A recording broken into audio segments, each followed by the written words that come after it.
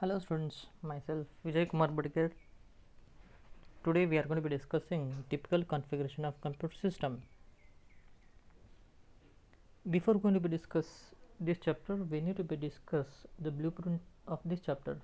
From this chapter, we are going to be get only two questions. Those are from one question from 1 marks and one question from 3 marks. Total, we are going to be getting 4 marks from this chapter. It is very important to study these blueprint, because with respect to these we will going to get questions in our annual examinations. Now we need to discuss a review of block diagram of computer. Review of block diagram of computer we already discussed in previous year. Once again we are going to be discussing this review of block diagram of computer, because in last year or in first PUC we discussed the components which are connected to the computer. Those are all peripheral components. We discussed about those things. But in second year typical configuration of computer, we are going to be discussing certain components which are situated, which are placed or mounted on the motherboard, which are internal component of computer cabinet. Once again we are going to be discussing a review of block diagram of computer. In this review of block diagram of computer, which consists of mainly 3 components, those are input unit, CPU and output unit. Input units are these are the physical component of computer from which we are feeding data and instruction to the computer. Example for input units are keyboard, mouse, etc. The next one is CPU, or a central processing unit.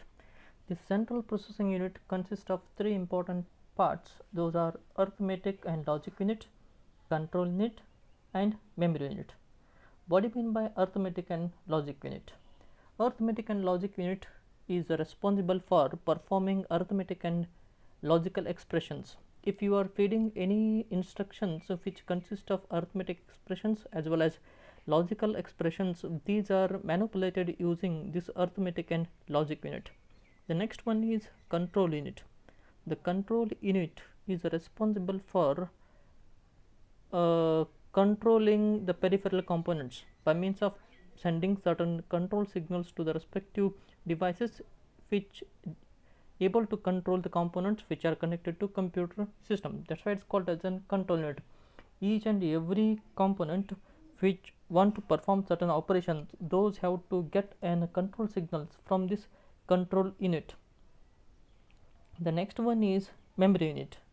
Memory units are those which are responsible for storing data and instructions in a computer systems. Once again, memories are classified into 2 different types. Those are primary memory and a secondary memory. Example for primary memory is RAM, and example for secondary memory are hard disk, certain external devices which are able to store permanent data. Primary memory, in other hand, primary memory which does not able to hold data and instructions permanently. When power goes off, the data and instructions are vanished in primary memory. The next one is output unit. Output units are those which are able to present or give the processed data to an user understandable format. Those are all called as an output unit. Example for output units are monitor and printer. Why these are called as an output? Whatever the data and instructions which are fed from input device, which are transferred to the central processing unit in which they are performing certain operation. After that we need to get an desired output or result. These desired output or result which are given or presented by these output units. Next, I already told in previous year we discussed the components which are connected to computer system. Now we are discussing certain components which are placed on motherboard. Before going to be discussing what is motherboard, motherboard is a simply large printed circuit board on which many chips, ports and controllers are mounted on it. In this chapter we are only concentrating on these things, the certain components which we are mounted or placed on this motherboard, which is basically developed around a printed circuit board.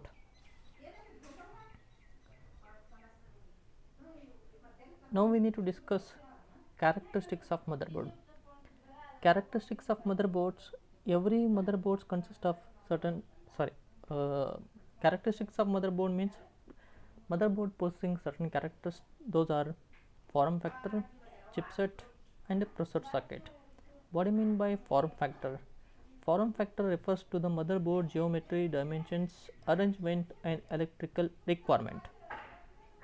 Means motherboard for any computing device, electronic computing devices, they have to have an motherboard based on size, based on computing capacity. We are going to be classifying these motherboards into several types.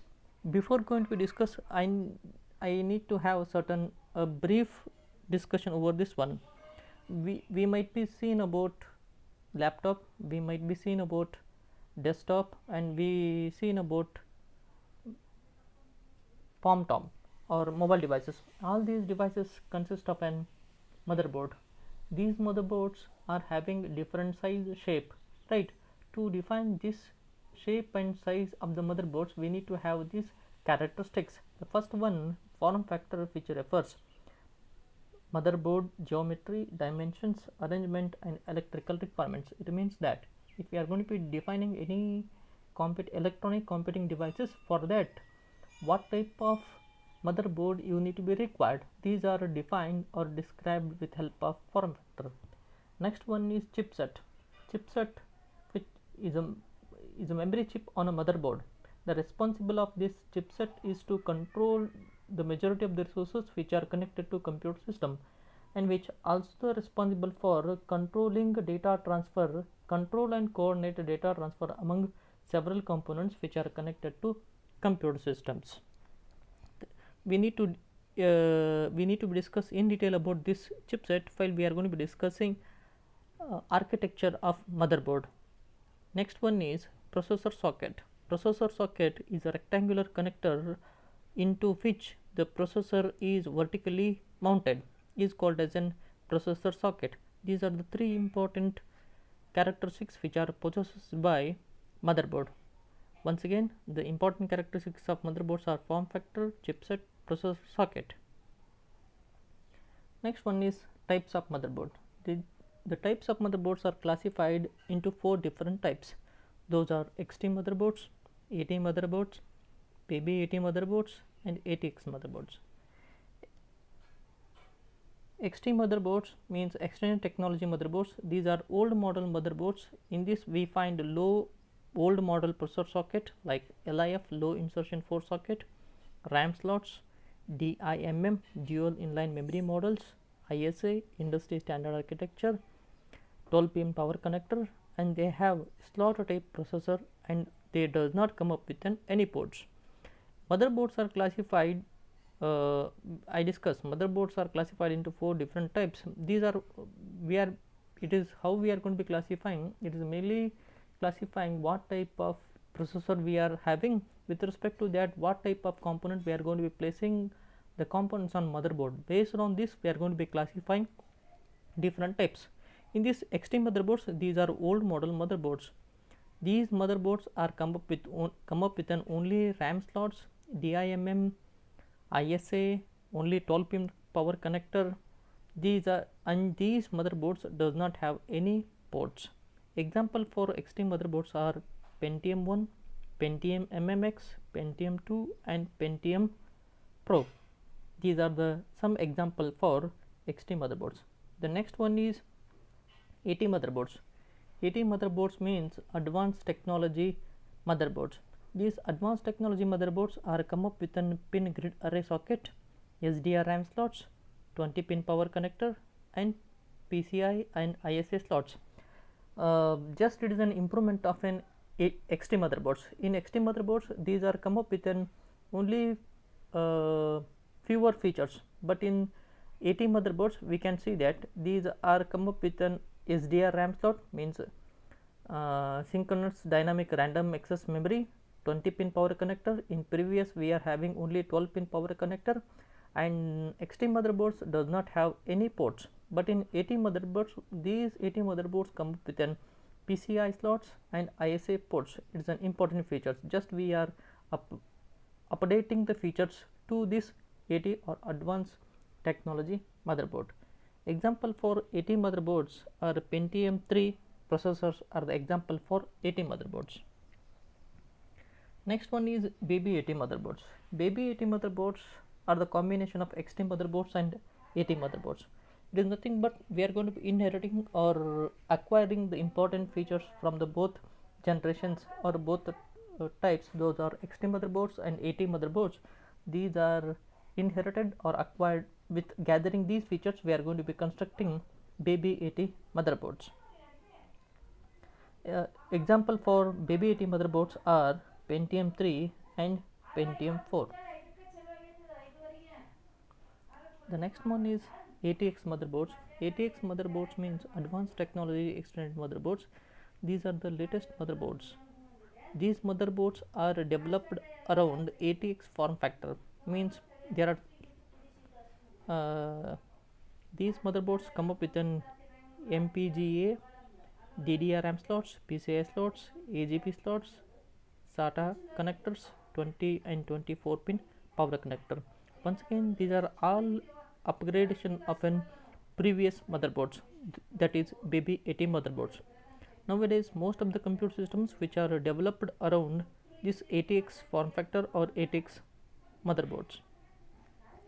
Example for ATX motherboards are Pentium 4, dual core, core to duo, quad core, i3, i5, i7 are the example for ATX motherboards. Now we need to discuss components of motherboards. I already told in previous year we discussed the components which are connected to computer system as a peripheral devices.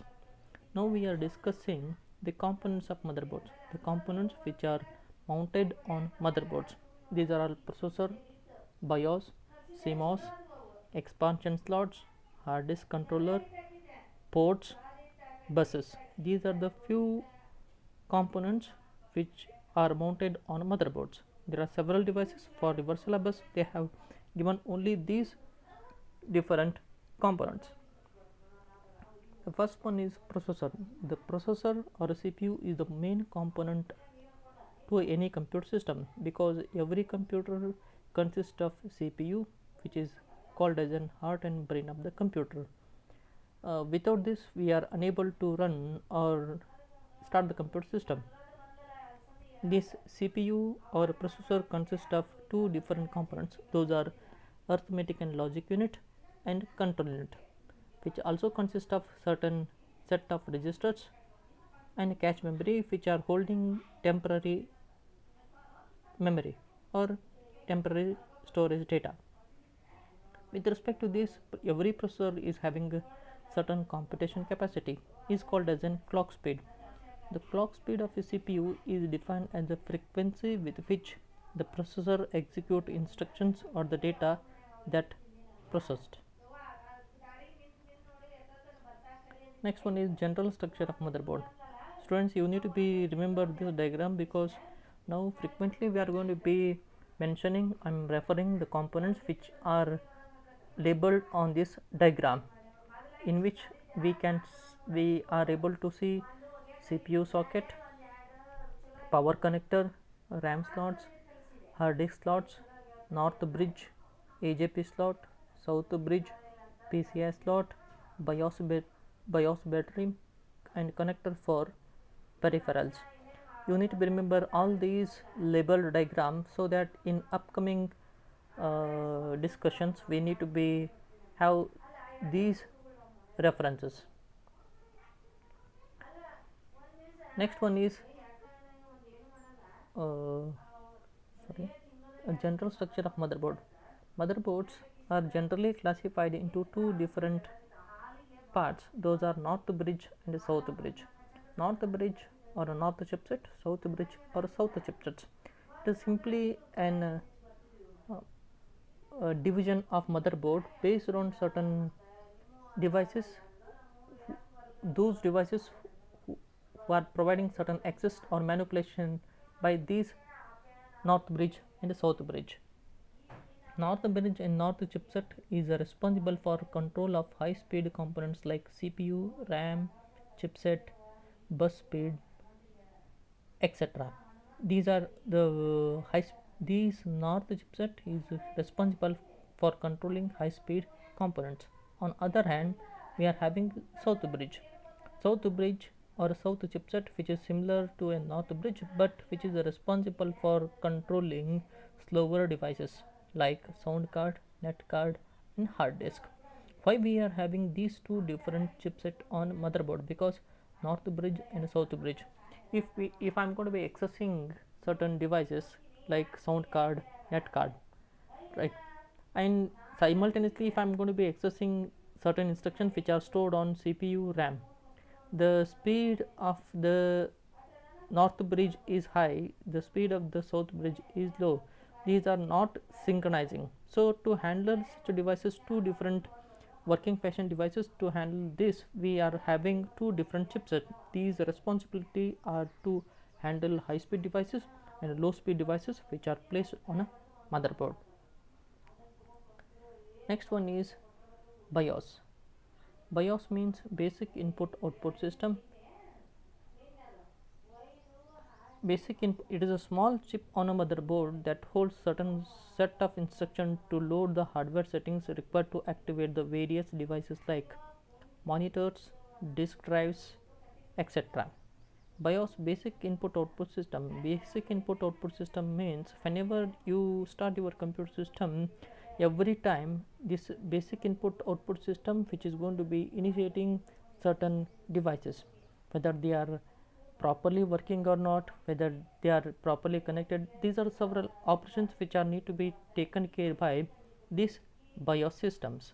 BIOS which perform boot program or a power on self test operations. Whenever you press the power button on your computer system, these BIOS programs are loaded to a primary memory. From that it is going to be initiating all those devices which are connected to computer system, because whenever you start the computer system we need to check or we need to evaluate whatever the components which we are connected to computer system, whether they are in working conditions or not. If they are not in working conditions, those devices which are not working, the instructions will be sent to an CPU so that the particular devices is not functioning properly. For that we require this BIOS. You need to be remember the abbreviation of this BIOS also. BIOS means basic input output system. Next one is CMOS. Okay students, now we're going to be stop here only. Next we're going to be discussing the remaining components of motherboards in the next video lecture.